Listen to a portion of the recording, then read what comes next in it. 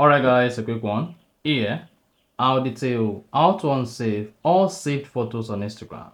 So if at the end of this you find this upfront informative, please don't forget to like and then subscribe.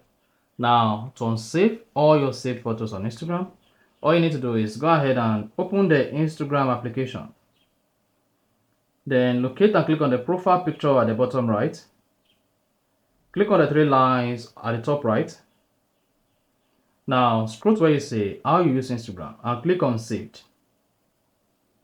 Then make sure you select all, so to have access to all the posts you saved on Instagram. To unsave all of them, go ahead and click on manage at the top right just beneath audio. Now you should see all posts.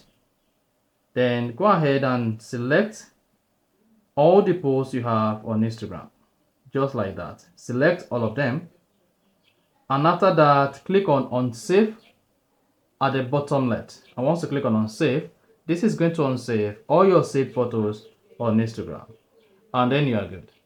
If you found this offer informative, please don't forget to like and then subscribe.